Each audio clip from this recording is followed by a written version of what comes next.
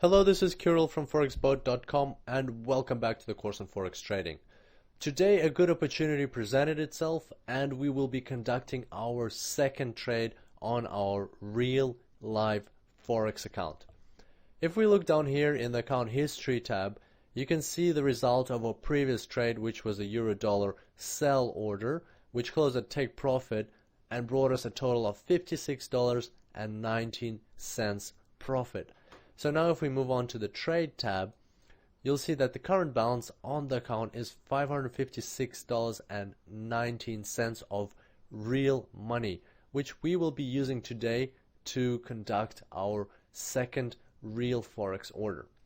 So as you can see in the middle here, I've got the British pound dollar M15 chart open, and I've already got some markings on this chart which will help us conduct our trade today. So what I have here is first of all and most importantly is this moving average. It's a simple moving average and the period is 96. So I'm just going to double click that and you can see here that the period is 96. And the reason why I chose 96 is because there's 24 hours in a day and there's 4 M15 bars in an hour. So if we take 24 and we multiply it by 4, we'll get 96. So that means 96 of these bars, of these M15 bars, actually represent one full day. And it's always good to have these reference points. So you could use 100 and it would look pretty much similar, but 96 has an actual meaning behind it. It means that you're averaging your price at a daily kind of rolling rate, at your daily rolling average. And that's a good thing to just keep in mind, so that you use multiples for your moving averages. Next, so what we can see here is that back over here a couple of days ago, the price crossed the moving average downwards, and this is something that using the moving average in trading is something that we discussed in the previous section of the course. And just to give you a quick refresh, what we see here is that the price crossed the moving average downwards and it just kept tumbling down. Then the price crossed the moving average upwards. It was uncertain for a while, but then it shot up and went really high, and there's a significant movement. So that's exactly what we'll be expecting this time. The price has just crossed the moving average downwards, and there's a bit of movement downwards, and then now there's a bit of uncertainty, but hopefully because the price is below the moving average, it will continue tumbling down. Of course, a situation like this can occur where there's a lot of uncertainty and the price just keeps moving around the moving average, and this is a flat market. However, there are other factors on our side that kind of say that probably the price will actually move downwards, that confirm our point of view. So, and those factors are, one of the main factors is that if we zoom out and we go to, for instance, the hourly chart, you will see that the price is in a downward trend. The British pound dollar is in an overall downward trend. So I'm actually going to go to the daily chart over here. Now if I zoom in a bit, zoom back in, you can see that the British pound dollar is in a downward trend, and I've even highlighted this channel over here. So just ignore the moving average for now because it's a different moving average now on a different time frame. So on the daily time frame, you can see that the price is in a downward trend, and I've highlighted this channel that the price is currently in. And as you can see, it's bounced off the borders of the channel a couple of times, and now the price has come to the top border of the channel again, and that signals to us that probably it's going to bounce off backwards.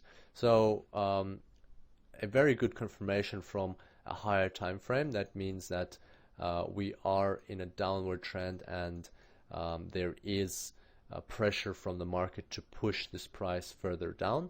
And that's not something that you usually do. You usually use lower time frames to confirm higher time frames, but it's also good to reference these things when you're trading on lower time frames. It's always good to trade in line with the overall trend and see what else is going on the other time frames as well. So we've got some good indication that probably the price is going to go down. I have already chosen the take profit and stop loss, and the stop loss we usually set just above the channel level, and we've also got some quite strong resistance levels over here. As you can see, the price was very uncertain around this level, around 1.57300 and 1.57400. So as long as we set it above over there, we should be in the safe zone. The take profit, well, we basically kind of look at a strong level over here. This looks like a strong area, so if the price does get here, it might to around 1.56500. It might kind of slow down, so we'll set our take profit conservatively just above that area, and hopefully if the price does turn around, then it'll first hit our take profit. So that's the main bit. Also, because this isn't a very solid kind of analysis, it is in our favor. There is a high chance that the price will go down. However, it's not as strong as we had in our previous trades. So in this case, we would want to trade a bit more conservatively. So we won't risk 10% of our account.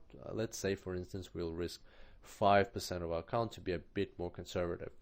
And the last thing that we have to do is check the volume or calculate the lots for this trade, and for that we will need the pips of the stop loss, as you remember. So currently the stop loss will be set at about 38 pips, so let's remember that when we're calculating the volume. Now, to calculate the volume, I'll bring up the slides from one of the previous tutorials that we're already familiar with. Alright, so now to calculate the volume of lots that we want to trade in this particular instance, we've got to take the risk in dollar terms, so the amount of money that we're prepared to lose on this one particular trade, and divide it by 10 times the number of pips in the stop loss. So the risk, as we discussed, will be setting at about 5% of our balance, which is 5% of $556, and that equals to $28. Let's put that into the equation. Now we've got to, the last thing we've got to input is a stop loss in pips, and that's about 38 pips. So let's input that now. And so that gives us, let's bring up the calculator, 28 divided by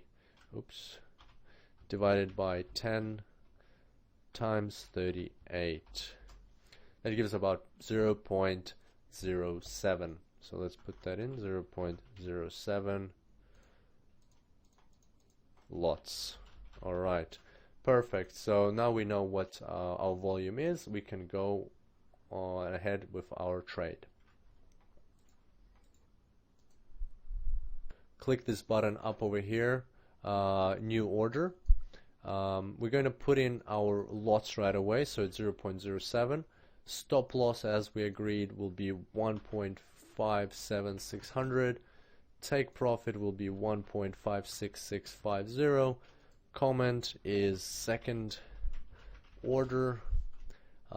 Instant execution, it will be a sell order, so all set, everything's entered, and we click sell. Voila, our sell order has been conducted, 0.07 lots. We can close this now, and as you can see here, our order is in our terminal in the trade tab. So we're going to leave this order for a couple of days and then come back and see how it's going. Hopefully it won't take long, because this is a 15-minute time frame, and we're talking about movements of about 55 pips and 38 pips. So hopefully the market does go downward in this case, and we'll catch up again in a couple of days to analyze this trade. I look forward to seeing you then, and until next time, happy trading.